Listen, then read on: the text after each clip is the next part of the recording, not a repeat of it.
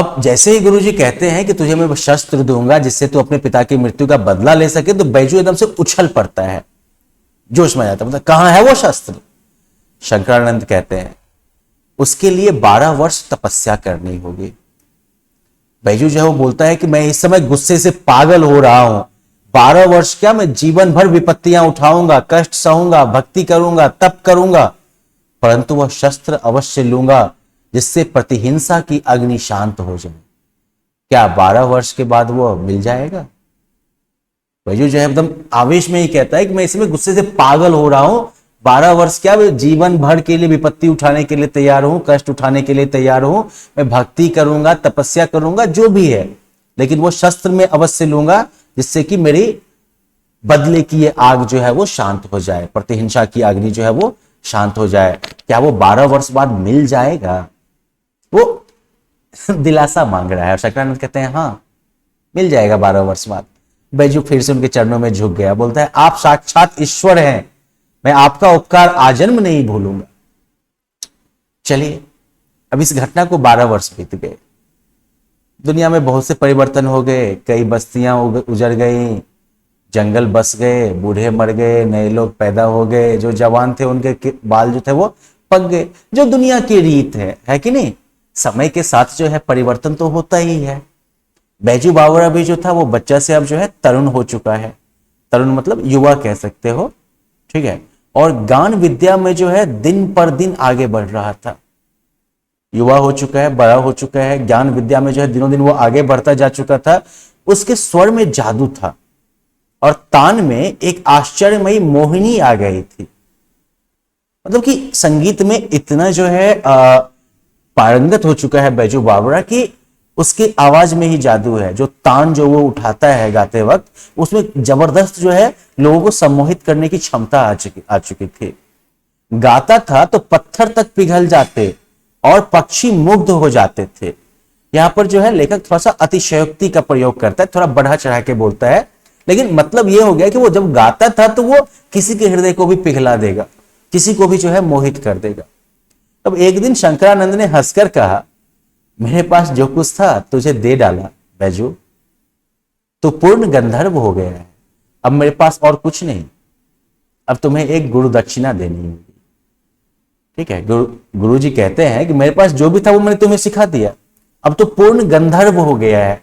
गंधर्व वो होते हैं जो कि इंद्र के दरबार में जो है गायन करते हैं, उन्हें जो है गायन विद्या का जो है सबसे कह सकते हो कि कुशल, उन्हें गायन विद्या के देवता हैं वो एक तरह से, ठीक है ना। तो इसीलिए जो है बैजू कहते हैं कि तू अब गंधर्व हो चुका है, ठीक है, अब मेरे पास कुछ नहीं है, अब तुम्हें एक गुरु दक्षिणा देनी होगी।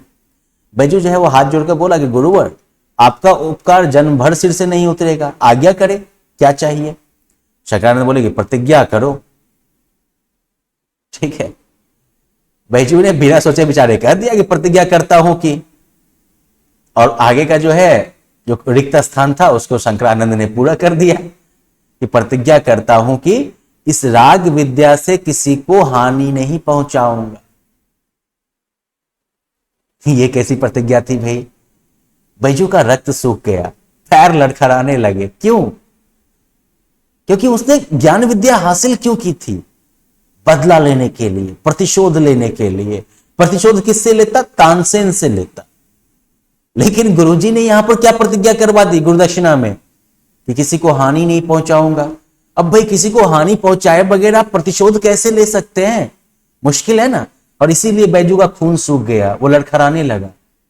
12 वर्ष के परिश्रम पर पानी फिर गया था।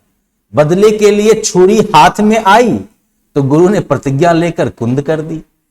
बल संगीत से ही वो बदला लेता तानसेन से, छुरी तो उसके हाथ में आ गई, लेकिन गुरुजी ने गुरुदक्षिणा में ऐसी प्रतिज्ञा करवा दी कि छुरी का धार ही खत्म हो गया।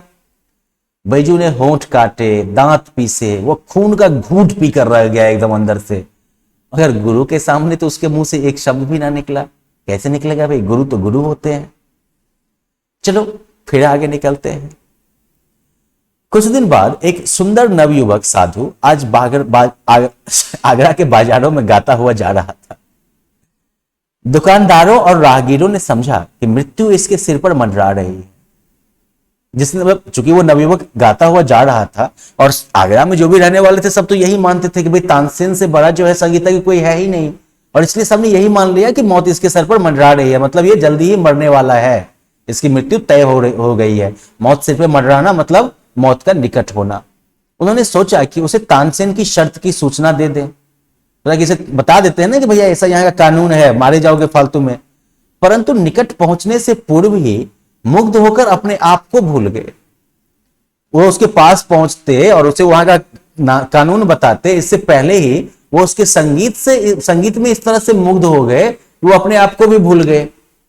अब ये समाचार जो है नगर में दावानल की तरह, जंगल में जो आग लगती है ना उसे दावानल कहते हैं, तो दावानल के समान फैल गया कि एक साधु आया है जो बाजारों में गा रहा है। जंगल की आग कितनी तेजी में फैलती है, तो यहां पर जो है उसी की उपमा दी गई है कि ये समाचार जो है वो दावानल के समान जंगल की आग की तरफ फैल गया कि एक साधु आया है जो बाजारों में गा रहा है। सिपाहियों ने तुरंत हथकड़ियां संभाल ली और पकड़ने के लिए साधु की ओर आए, लेकिन पास आना था कि रंग पलट गया। कैसे रंग पलट गया? साधु के मुखमंडल से तेज की रश्मियां फूट फूट कर निकल रही थी, मतलब कि साधु का चेहरा जो था वो बिल्कुल प्रकाशमान था, इतना जो है भव्य उनका व्यक्तित्व था। वे आश्चर्य से उसके मुख की ओर देखने लगे जहां सरस्वती का वास था और जहां से संगीत की मधुर ध्वनि की धारा बह रही थी।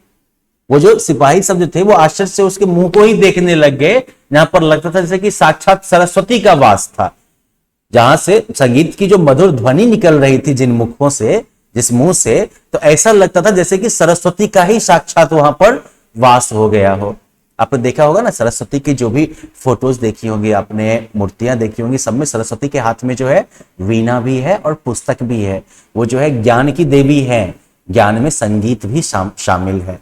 ठीक है, और जिस तरह से बैजू बावड़ा गा रहे हैं तो लेखक जो है वो क्या कहते हैं, वो जो है उनके गायन को जो है गायन का वर्णन करते हुए वो कहते हैं कि उनका गायन इतना मधुर है कि लगता है कि जैसे वहां पर सरस्वती का वास हो। साधु मस्त था, सुनने वाले मस्त थे, सारे सिपाही सब भी। गाते गाते साधु भी धीरे धीरे चलता जा रहा था और श्रोताओं का समुदाय भी पीछे पीछे जा रहा था। मतलब साधु गाता हुआ जा रहा है, पीछे पीछे जो है जो सुनने वाले हैं वो भी जा रहे हैं, सारे दुकानदार सिपाही सब। मुग्ध जन समुदाय चलता गया। जन समुदाय मतलब लोगों का जो समूह था साधु के पीछे, मुग्ध होकर वो जो है चलता गया, परंतु किसी को पता नहीं कि किधर जा रहे हैं। सब बस उसके संगीत में डूबे हुए, सब जिधर संगीत जा रहा है उधर वो बढ़ते हुए जा रहे थे। जब एकाएक गाना बंद हो गया, जादू का असर टूट गया, तब लोगों ने देखा कि तानसेन के महल के आगे खड़े हैं। संगीत बंद, तंद्रा बंद लोगों की, और तानसेन का महल आगे। उन्होंने दुख और पश्चाताप से हाथ मला और बोले, हाय रे, यह कहां आ गए। साधु अज्ञान से स्वयं मृत्यु के द्वार आ पहुंचा है। तानसेन बाहर निकला, अपार भीड़ को देखकर वह विस्मित हुआ, चौंका थोड़ा सा कि इतनी भीड़ क्यों आ गई। फिर पूरी बात समझकर वो बैजू से बोला, हाँ, तुम्हारे सिर पर आज शायद मृत्यु सवार हो रही है। नवयुवक साधु मुस्कुराया और बोला, जी हां, मेरी आपके साथ गान विद्या पर